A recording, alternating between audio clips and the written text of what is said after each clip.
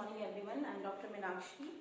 So in continuation with the remedy silicea, आज हम discuss करेंगे साइलिशिया के कुछ इम्पॉर्टेंट पर्टिकुलर्स के बारे में। साइलिशिया जैसा कि हमने इसके जनरल्स में समझा है, फिजिकल जनरल्स, मेंटल जनरल्स में, इट्स अ रेमेडी जहाँ पर मेंटल सिम्टम्स प्लस इसके physical symptoms, profuse sweating, elements from the suppressed natural discharges which is the food sweat, या उसको आप सप्रेस कर रहे हो, या फिर बैड इफेक्ट ऑफ वैक्सीनेशन, ये सब हैं। और वही हम इसमें जनरल्स में भी देखेंगे, पर्टिकुलर्स में भी देखेंगे कि एलिमेंट्स फ्रॉम जो है रेमेडी में वैक्सीनेशन के बैड इफेक्ट्स है, सप्रेस फूड की वजह से कहाँ कहाँ है पेशेंट में एलिमेंट्स आ सकते हैं, सिम्टम्स डेवलप हो सकते हैं। तो let us start with our first system which is the head.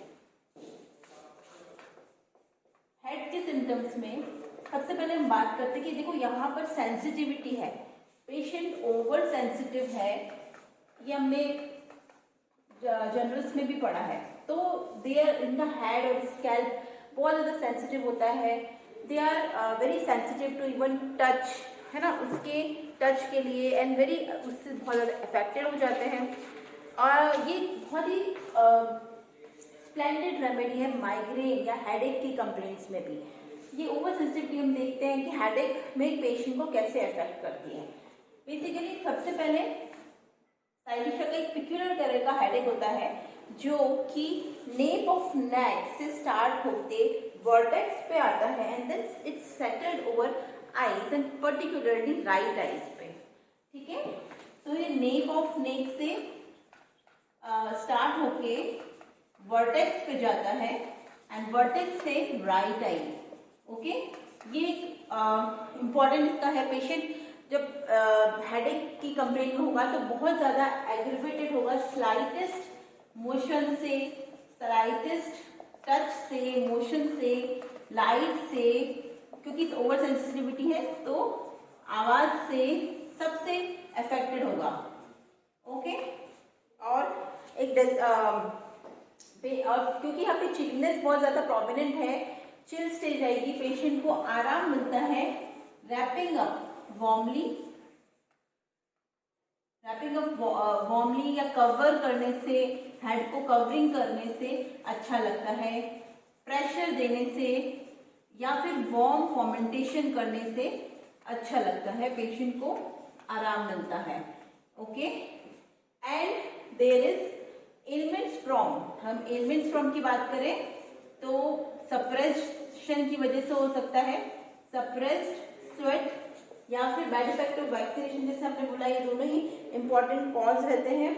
तो ये माइग्रेन की बहुत अच्छी रेमेडी हो सकती है। वी हैव टू रिमेंबर कि यहाँ पर हम बेलाडोना भी बहुत अच्छी रेमेडी है। बेलाडोना को कैसे डिफरेंशिएट करेंगे, बेलाडोना की जो एक्यूटनेस और जो वायलेंटनेस होती है वो यहाँ देखने को नहीं मिलता है। बेलाडोना एक्यूट बहुत वायलेंट हेडेक के साथ आता है, यहाँ पर that violence and that acuteness is not there.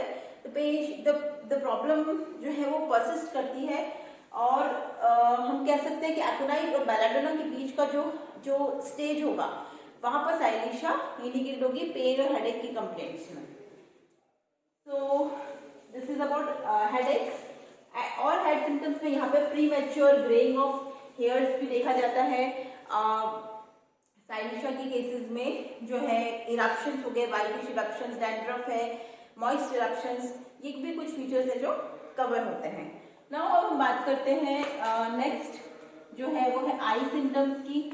ये देखते हैं कि आई सिम्टम्स के केसेस में यहाँ पर क्योंकि स्पाइनल नर्व पे जो कहते हैं कि स्पाइनल कॉर्ड पर ये साइलिशिया का नर्व्स न्यूरेस्थीनिया है, लैक ऑफ न्यूट्रिशन की वजह से बॉडी में नर्व्स एग्जॉशन भी देखा जाता है। तो यहाँ पर जो है due to the nerve affection patient में various kinds of vision defects रहेंगे, ब्लैक स्पॉट आना, ब्लाइंडनेस होना, और कह सकते हैं कि आई फ्लोटर्स दिखना, ये कुछ जो है वो भी चीज़ें साइलिशिया कवर करती है।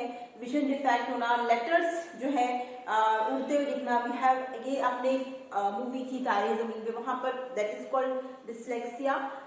डिस्लेक्सिया या हम डायग्नोसिस पे नहीं जाते, बट सिम्टम्स इस तरह के विजन विद द करेक्ट, अगर डिस्लेक्सिया का भी पेशेंट है और हम अगर कॉन्स्टिट्यूशनल अप्रोच अपनाते हैं, हमें सारे फीचर्स का ध्यान रखना होगा, बट ये जो है पर्टिकुलर इस तरीके के सिम्टम्स की लेटर्स जो फ्लाई कर रहे हैं, विजन डिफेक्ट हो रहा है, ये साइलेशिया में अच्छे से कवर होता है।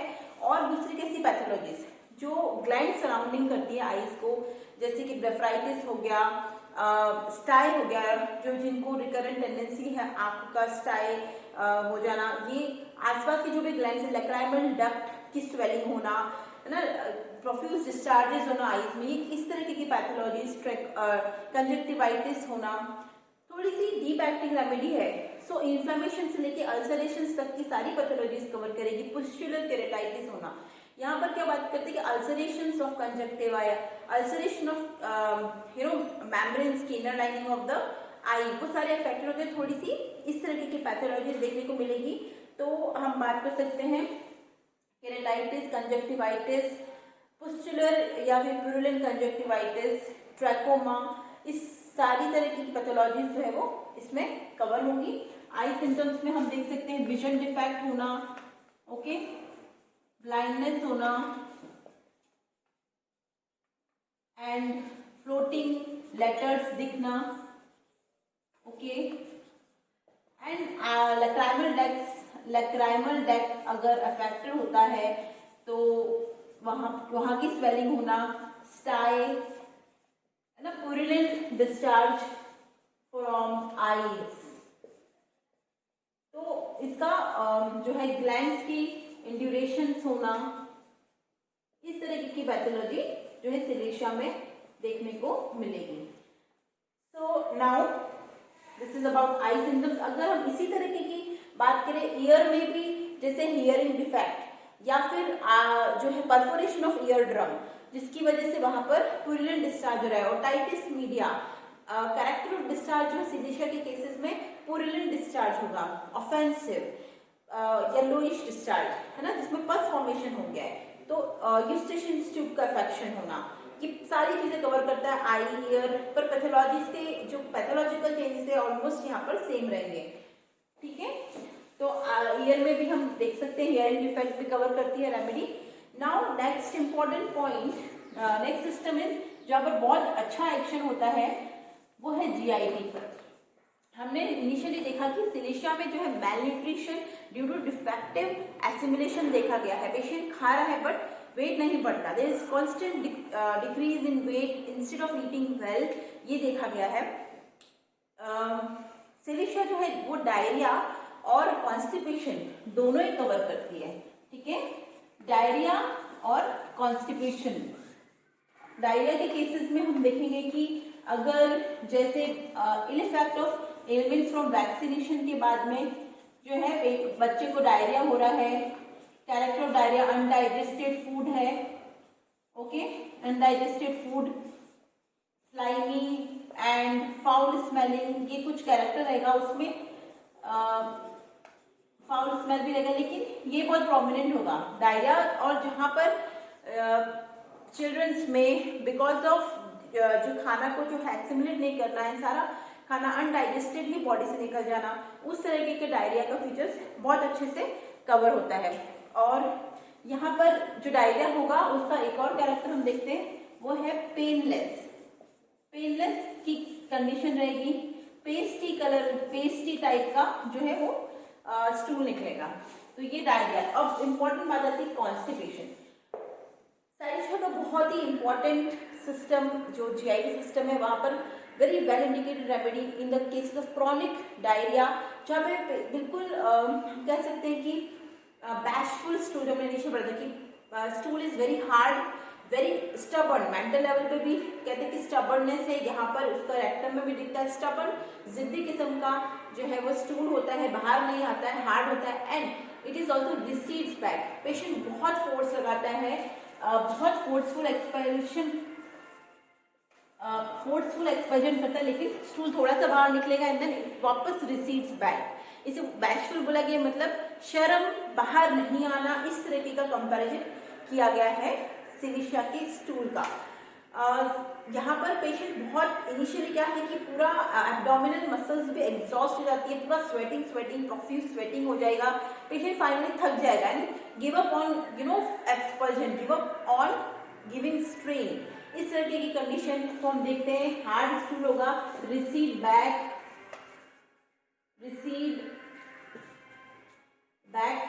To the rectum, okay. Hard stool रहेगा एंड समटाइम्स इतना हार्ड है कि मैकेनिकली भी रिमूव करना पड़ेगा फिंगर से, मैकेनिकली रिमूव करने की भी स्टेज आ जाती है सेलिशिया के केस में। अब इतना हार्ड स्टूल है, आप समझ सकते हो कि बिल्कुल फिशर, पाइल्स, हेमरॉइड्स होने की बहुत टेंडेंसी रहेगी। तो इतना एक्सपर्जन, क्रॉनिक कॉन्स्टिपेशन होते होते पेशेंट को जो है क्रैक्स इन एनल रीजन, रेक्टम, वहाँ पर ये भी सिचुएशंस जो है डेवलप हो जाती है। तो इम्पॉर्टेंट है Cilicia का stubborn bashful stool which receives back and needs to be removed sometimes mechanically. Patient is totally exhausted and give up on pulling or give up on giving strain to pass the stool. तो ये है एक बात constipation की, इसमें भी patient एकदम पसीना पसीना हो जाएगा। हमको देखना है कि Cilicia में बहुत ज़्यादा प्रोफ्यूज स्वेटिंग है, ओके। नाउ हम बात करते हैं नेक्स्ट सिस्टम की, जो कि female reproductive system. Female reproductive system में यहाँ पर सिलिशिया जो है इसकी पैथोलॉजी जिसे बोलेंगे कि इंड्यूरेशंस ऑफ सर्विक्स। मैं आपको पैथोलॉजिकली क्लिनिकली बता रही हूँ कि हार्डनेस है, इनर लाइनिंग ऑफ सर्विक्स में हार्डनेस आ गई है, cyst of vagina, even cancerous affection of the genital organs, breast cancer, because यहाँ पर कुछ कैरेक्टर चेंजेस आपकी बुक्स में देखिए, निप्पल चेंजेस देखे गए हैं, फनल लाइक निप्पल जो है वो Cilicia कवर करती है। ये आप देख सकते हो कि जो है हमारे कैंसरस की स्टेजेस में ऐसे सिम्टम्स देखने को मिल जाते हैं। इंड्यूरेशंस ऑफ सर्विक्स और जो है ये तो हम बात करें कि कैंसरस अफेक्शन, सिस्टिक अफेक्शन में यूज हो सकता है। दूसरा है यहाँ पे ल्यूकोरिया। जो ल्यूकोरिया है वो उसका कैरेक्टर होता है एक्रिड, एकदम एक्रिड होता है, ओके। गशिंग निकलता है व्हाइट कलर का, एक्रिड एंड फाउल स्मेलिंग जो है इसका ल्यूकोरिया रहेगा। पेशेंट बताएगा कि पूरा जैसे जो पुडेंडा या चैनल एरिया है आउटर, वहाँ पे पेशेंट को बर्निंग सेंसेशन होता है, तो इस तरह का ल्यूकोरिया रहेगा। There is bleeding between menses, okay. Metromenorrhagia की कंडीशन भी आ सकती है। देयर इज वन सिम्टम जहाँ पर लिखा हुआ है कि whenever the female nurses the child, breast feed करेगी बच्चे को, there is pain in nipples और पेन इन यूट्राइन रीजन। ये कुछ कैरेक्टर, ये कुछ सिम्टोमेटोलॉजी है जो Cilicia में देखी जाती है। तो पेन इन ब्रेस्ट और न्यूरल्जिक कैरेक्टर ऑफ पेन रहेगा यूटरस वाइल नर्सिंग, ओके। ये भी कवर होता है। एंड Cilicia को जैसे व्हेन अगर हम बोलेंगे ग्रेविड आई, प्रेगनेंसी के दौरान कहाँ पे यूज हो सकता है, when there is too much motion of the foetus, extreme कह सकते हैं बहुत ओवर एक्टिविटी है, तो उसमें भी जो है उसको नॉर्मलाइज करने में Cilicia can be helpful. So it controls और manage movement of foetus under uterus, in uterus.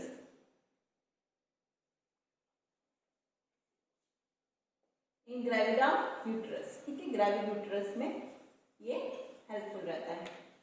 तो ये इसके कुछ फीमेल रिप्रोडक्टिव सिस्टम हम देखते हैं। देखिए पल्सेटिला एंड Cilicia में क्या रिलेशनशिप है। Cilicia is chronic of pulsatilla, ये हम देखेंगे, मतलब ये इन दोनों के बीच में एक्सटेंड करती है। पल्सेटिला में किस तरीके के डिस्चार्ज होते हैं, थिक है, ब्लैंड है, पर यहाँ पर क्या होता है म्यूकस वाले भरे हुए, लेकिन यहाँ पर फिर प्यूरुलेंट आ जाता है। One stage ahead of pulsatilla. Deep acting remedy ज़्यादा पल्सेटिला से। तो फीमेल रिप्रोडक्टिव सिस्टम में हमने ये देखा था कि पल्सेटिला में भी इवन मूवमेंट ऑफ फीटस को कंट्रोल करता है। बहुत सारे reproductive system important female remedy है। तो Cilicia के कुछ जनरल्स मैच होते हैं क्योंकि लीडिंग डिस्पोजिशन हमने देखा, लेकिन आप डीप इनटू द हिस्ट्री जाओगे तो यू कैन डिफरेंशिएट कि पल्सेटिला जो है थोड़े से अनडिसेसिव होगी, डिपेंडेंट होगी। Cilicia is very independent, they take their own decision, they have their own thought process, thinking, they have fixed ideas, जो कि हमें पल्सीजुला में देखने को नहीं मिलते हैं। तो फाइन, ये हमारा फीमेल रिप्रोडक्टिव सिस्टम भी कवर हो गया। अब बहुत इंपॉर्टेंट पॉइंट जो है हमारी स्किन के कैसे सिम्टम्स होंगे। साइलिशिया में स्किन बहुत ही डर्टी फिल्थी स्किन रहेगी। एवरी लिटिल इंजुरी सप्यूरेट, यहाँ पर सप्यूरेट करने की या पस फॉर्मेशन की बहुत ज़्यादा टेंडेंसी होती है, जिसे every little injury सप्यूरेट्स, pus formation. Okay, यहाँ पर अगर आप इरप्शंस है, दाने हो रहे हैं, एक्ने हैं, सब में पस बन जाना। स्किन में अगर आप बोलेंगे कि अगर नेल्स की बात करते हैं, क्रिपल्ड नेल्स होना, पैरानोकिया होना, नेल बेड पर जो है पस फॉर्मेशन हो जाना। एवरी काइंड ऑफ जो भी स्किन एलिमेंट्स होंगे वहाँ पर डर्टीनेस रहना, डिफरेंट बहुत ही वाइड रेंज ऑफ मतलब इरप्शंस तो रहेंगे, रेडिश, पस, ये वो। और उसमें आपको ये भी ध्यान रखना है कि जनरल स्मैच होना भी इम्पॉर्टेंट है। Silicea is tendency to expel out the foreign body, अगर बॉडी में कुछ फॉरेन सब्सटेंस आ गया, जैसे स्प्लिंटर घुस जाना नेल बेड में, फिर वहाँ पे इन्फ्लेमेशन हो गया, पस बन गया, तो सैलिशिया जो है उसको बाहर निकालने में भी हेल्पफुल होती है।